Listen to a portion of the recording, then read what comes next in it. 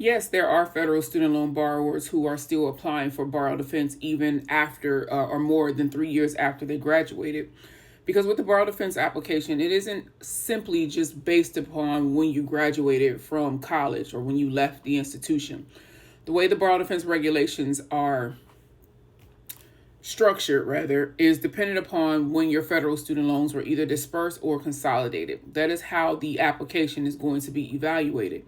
And in your particular situation, and the reason why you received a denial on your application is because there must have been a disbursement or a first disbursement or a consolidation after June 30th, 2020. So we had loans that were dispersed or consolidated after June 30th, 2020. So that is why you received a denial on your borrow defense application. Now, there's a lot of borrowers that this is happening to, and this is something that the attorneys who actually sued the Department of Education are talking about. Do we have these illogical statute of limitations that are being applied to borrowers whose loans were consolidated or first dispersed after, June 30th, 2020? And has the Department of Education in these denials, is there any laws that they are in violation of, by doing so?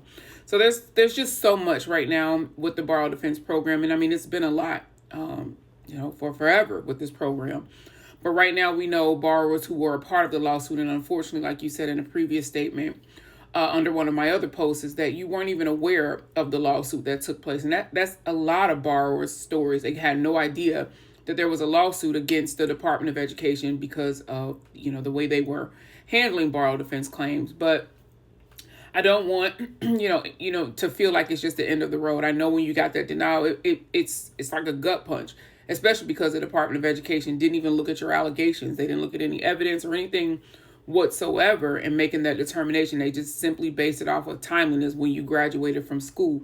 But that doesn't mean that you just stop there, because there is more information that you want to request from the Department of Education about this denial that they submitted to you, that they, to make sure that they actually followed proper procedures and that this denial was actually based on, all of the facts as far as when you graduated from the institution, to make sure that they didn't get it wrong. And we know the Department of Education, with all of these mass denials that they're sending out, that they're using some AI system in order for them to come to the determination. I mean, they simply don't have the amount of staffing in the Department of Education to be doing this all manually. So, you wanted to know that the information that they have provided to you, that denial, that they based that properly. Plus, we don't know what's going to happen in the future because of all of this happening.